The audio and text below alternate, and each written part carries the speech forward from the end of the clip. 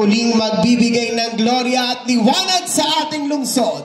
Palakpakan po natin Vice Mayor Chi Atienza at Yorme Isko Moreno Tabagoso.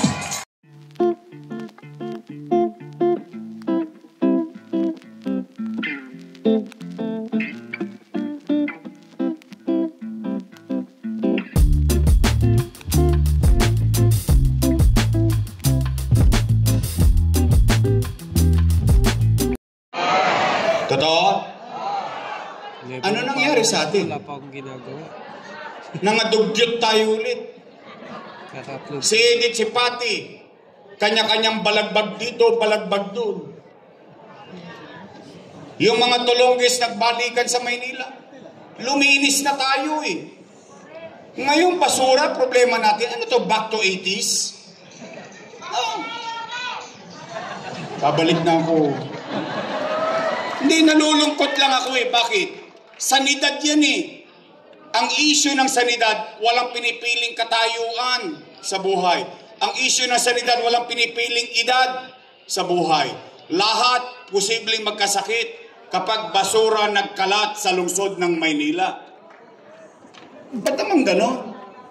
Maayos naman na yung dati. Yung dati, hindi naman akin yun eh. Okay real talk matatanda na tayo. 1992 pa yun eh. Basurero pa lang ako noon. Ng mga panahon na yun. Yan na yung matinong umahakot ng basura. Tama. Pinalitan. Nung panahon na hirap, ano nangyari? Nagkalat ang basura. Tama, mali? Tama. Ngayon, pinalitan. Ano nangyari? Why? Sabi ko nga, bakit kailangan baguhin ang isang bagay? We only change things that are not effective. When it is good, it is effective. It is functioning properly. You don't change it. You escalate it. Pinalalawak mo, pinalalaki mo para mas marami ka pang akapin sa mga nasasakupan mo. That's how you run government. Tay, ano nangyari sa atin? Lalabing 7 lang ang syudad at isang munisipyo sa Metro Manila. Bakit pag naging 17 pa tayo? Tingnan nyo. Hindi galing sa akin yan. Philippine Statistics Authority. 17 out of 17. Nung mag-mayor ako, 16 tayo. Umalis ako, number 3 tayo. Ngayon, number 17 na naman tayo. Kulelat. Kung dito, kulelat tayo. Dito naman, number 1 tayo. Number 1 tayo sa krimen. Ayan po, not Philippines, but City of Manila. Tingnan nyo, ang mga katabi niyan, puro syudad. Number 1 tayo sa crime index sa buong Southeast Asia. Anong epekto niyan? Nung numero na yan, sa buhay natin, araw-araw may patayan. Hold upan. Nagbalikan na naman sa Espanya. Yung mga snatcher. Patayan, droga, krimen. Nay, naalala niyo ba? Noong panahon ko, may gobyerno sa umaga, sa tanghali, sa hapon, sa gabi, hanggang madaling araw, may gobyerno sa lungsod ng Maynila. Naalala niyo yun? Naalala niyo ba nung araw, ang gobyerno ng Maynila mabilis kumilos? Gusto nyo bang ibalik yung mabilis na kumilos na gobyerno? Gusto nyo bang luminis ulit ang Maynila? Gusto nyo ba ulit habang natutulog kayo sa hating gabi, panatag kayo dahil alam ninyo sa kalsada may pamahalaan pa ng lungsod ng Maynila? Then help me make Manila great again. Pang-apat at panghuli para uwian na. Kala nyo kayo lang nagugutom Mahirap to. Gutom na rin ako dahil pag umabot pa ito ng alas 12, mag-aabono si JTV. Alas 12 na. Uwian na. No. But this is the most important part of today's meeting. Why? usapin ng pera ng taong bayan. Mahalaga ba yun sa inyo? Naman. Pera nyo yun eh. Nay, tay, nakalulungkot isipin na yung mga dati kong kasama na puro papuri sa akin ng papuri nung araw. Ngayon, ako na ang pinakamasama sa paningin nila. Anong sabi? Si Yorme, maraming iniwang utang. Narinig niyo yan? Narinig ko rin eh. Sila may sabi nun, di ba? Narinig ko rin eh. Ang nakalulungkot, ang naalala nilang bigla noong October ay yung utang ko. Tama ba? Pero 2022 pa ako wala.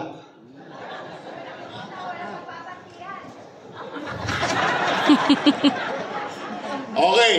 Gusto niyo ba marinig ang sagot? Dapat lang.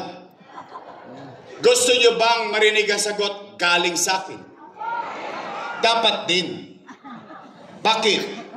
Leaders should owe it. Ang leader, inaako niya. Pinaninindigan niya ang bagay na ginawa niya sa kanyang nasasakupan. Hindi para magturo at magturo. Magsisi na magsisi na magsisi. You should owe it. Tama ba? At hayaan mo ang taong bayan ang maghusga kung ikaw ay mali o tama. O, Nay, Tay, sasagot lang kayo ha. Taas ang kamay ng may anak dito. Bay, malay ko, mukha pa kayong dalaga eh. May anak kayo? May pamilya kayo? Real talk. Kapag walang makakain ng pamilya nyo, gagawa nyo ng paraan. Uy, di nga. Itatawid nyo? Iraraos nyo? Okay na ako sa trend. Talaga? Totoo ba ang kasabihan? Ayan na lang ulit. Na ang isang ina, isang ama, o isang magulang, susubo mo na lang, bibigay mo pa sa anak mo. Totoo? Gagawin nyo ang lahat, mairaos lang ang pamilya nyo. Itatawid nyo sila.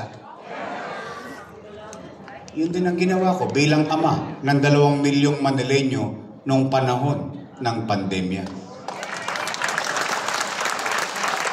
Nay, Tay, mga lolo't lola ko, when you elected me as your mayor in 2019, I took the responsibility. I never blame anyone. Wala kayong narinig sa ating sinisik ko yung nakaraan. Wala. Walang iniwang pera sa akin, pero wala kayong narinig. Bakit? Ibinoto nyo na akong mayor eh. Dahil kung gusto nyo yun, sila ulit ang binoto ninyo. Tama, mali? Di, atang-atang ko na lahat ang responsibilidad na yun. Dahil alam na nga ng taong bayan yun eh. Tama, mali? Anong una kong ginawa? Nilinis ko Maynila sa kadugyutan. Pati tayo sa City Hall. Di ba nakaapak ako ng tayo dyan? Sabi ko, how can we govern properly and encourage the people? Paano ko may hikayat ang taong bayan na tumulong sa pamahalaan na linisin ang kanilang barangay kung dito mismo sa City Hall nakakaapak tayo ng tae? Which is nangyari. Ano nangyari ngayon? Nilinis ko ang Maynila. Yung Divisoryang hindi madaanan for 30 years, gone in 42 hours. Ubos ang lahat. Naayos. Umaangat na tayo. Pinakiusapan ko mga negosyante. Ano sabi ko sa kanila? MBC, FFCCI, chamber here, chamber there. Ano sabi ko? Patawarin nyo na ang Maynila. Alam ko, inabuso kayo. Pero ngayon, may bago ng gobyerno. Bumalik kayo at maghanap buhay kayo sa Maynila. Bakit? Kasi gusto ko magkatrabaho ang mga taga Maynila. Bumalik!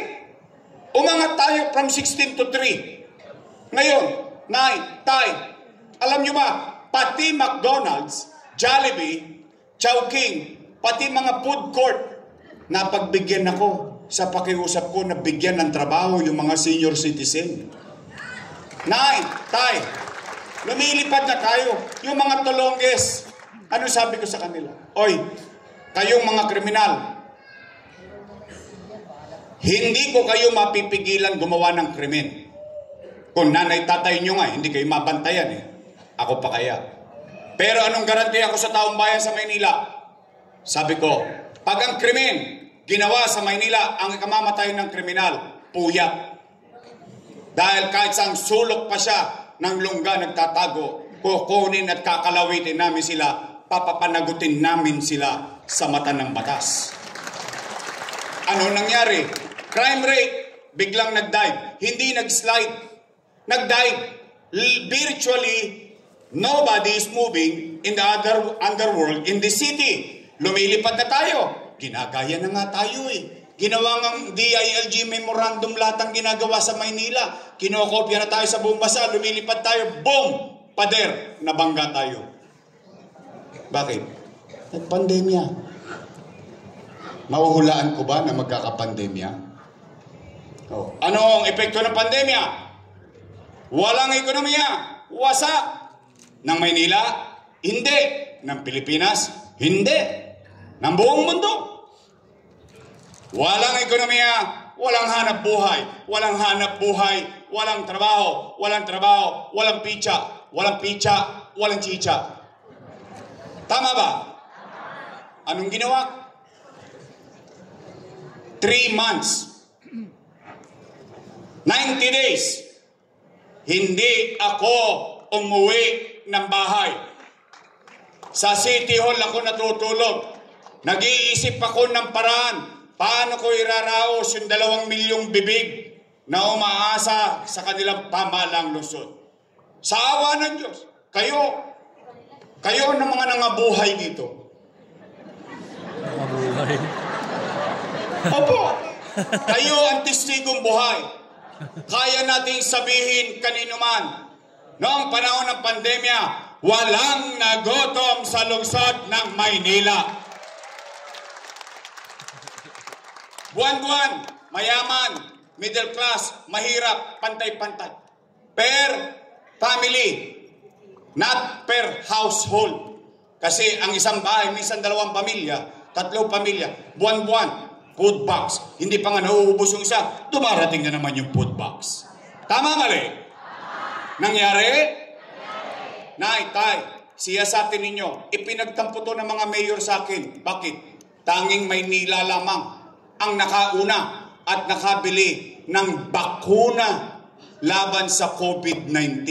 500,000 dosage. Hindi nyo napansin kung bakit tayo mabilis nagbakunahan? Nay, tay, India naubusan ng oxygen. Pilipinas naubusan ng oxygen. Maynila, tangke-tangking oxygen. Nasa bodega ng lungsod ng Maynila para sa COVID-19. Nay, tay, tayo lang, may remdesivir, tocilizumab, molnupiravir. Dang-dang libo ang isang botelya, mabuhay lang ang isang taga Maynila na may COVID-19. Nay, tay, in 52 days, nauubos ang ospital sa buong Pilipinas. Sa Maynila, itinatag Manila COVID-19 Field Hospital worth 300 million pesos. In 52 days, in less than 3 months, naitayo. Naitay, habang kinakamad ako, iniraraos ko yung pang-araw-araw na pamumuhay ng tao sa kanan. Sa kaliwa, hindi ako nagpapigil para palaguin ng Maynila, para sa kapakinabangan ng tao. Ano? Habang kinakarap ko sa kanan, sa kaliwa, tuloy-tuloy ang pangarap natin. Itinatag. Condominium 1. Condominium 2. Binondominium 1. Basek Community. Ngayon, habang tayo'y naririto, pinamimigay nila San Sebastian Residence. Nay, tay, pag-utang, ako may kasalanan. Pero ngayon namimigay sila ng condominium, sila ang may gawa. Tanungin nyo, saan ang galing ang pera na yan? Exactly. San Sebastian Residence. Nung isang araw, pinamigay na naman nila Pedro Hill Residence. Saan galing yung pera? Kasalanan ni Isko ng utang. Sino nakinabang ng pera? Sila namimigay ngayon ng condominium. Nay, tay, San Lazaro Residence, San Sebastian Residence, Pedro Hill Residence. Nay, tay, habang ginagawa ko ang bakit ako nagpapagawa ng pabahay? Squatter ako eh. Ilang beses na kami pinalayas dahil hindi kami nakabayad ng upa. Sabi nga ng nanay ko eh, aso nga naghahanap ng masisilungan kapag umuulan, tao pa kaya? Kaya ako tinupad ang pangarap ko para sa mga walang bahay. Ngayon, gagawin nilang rent to own. Naku. Mali yun. Alam nyo bakit? Ibebenta yan. Tapos babalik ulit yan sa kalsada. Gastos yan naman ang mga nagbabayad ng buwis. Kaya ayaw ko yan ipabenta, pero pwede pakinabangan habang buhay. Kahit sa alinlahi nila, pero hindi mo pwede pagmayariin. Bakit? Kawawa yung nagbabayad ng buwis. Oh, nakakalungkot. Bakit kailangan baguhin pa? Oh. Tay, ginawa, Magsaysay High School. Hanggang ngayon di pa tapos. 3 taon na ako wala. Lahat ito natapos yung 2 taon lang ako eh. Oh, Albert Elementary School. 10-story fully air-conditioned. Pinakamagandang public school sa buong Pilipinas. Nasa Sampaloc, Maynila. Manila Science High School. 10-story fully air-conditioned public school. Rosario Almario Elementary School, 10-story fully air-conditioned public school. Baseco Hospital, bagong ospital ng Maynila, 10-story fully air-conditioned public hospital na may MRI machine, na may CT scan machine. Bakit hanggang ngayon hindi pa rin nagagamit ng taong bayan ng mga makinang yun? Daang-daang milyon ang halaga niyan. GE. Bakit hindi nagagamit ang tao? Naturingan doktora pa sila. Ayan o. Hindi naman pwede ikubli yan. O nay, tay, lahat yan nangyayari. Pero wala kayo narinig sa akin. Wala. Ni minsan hindi ko pinababa ang loob ninyo. Oy, mamatay tayo yung dilat ang mata. Bahala na ang Diyos ng inchik. Sige na. Sama-sama na, una-una na lang. Hindi. Ginawan ko ng paraan. Bakit? Ama ako ng lusod ng Maynila eh. Ganun talaga pagiging magulang. Gagawa mo ng paraan. Tanong, Yorme, kanino ka nangutang? Eh, sa gobyerno. Ha? Ang labo mo naman kausap, Yorme. Amerika nangutang, Pilipinas nangutang, ikaw nangutang din sa Pilipinas. Opo. Sino may-ari ng Land Bank of the Philippines? Gobyerno. Sino may-ari ng Development Bank of the Philippines? Gobyerno. Mas madaling salita, mga nanay at tatay ko.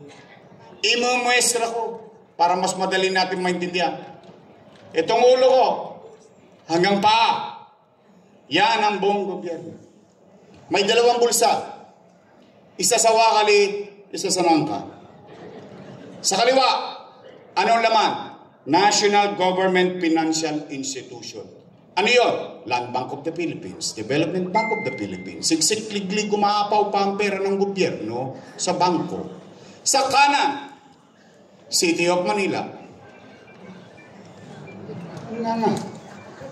Ano ang ginawa ng ama ng Luzon?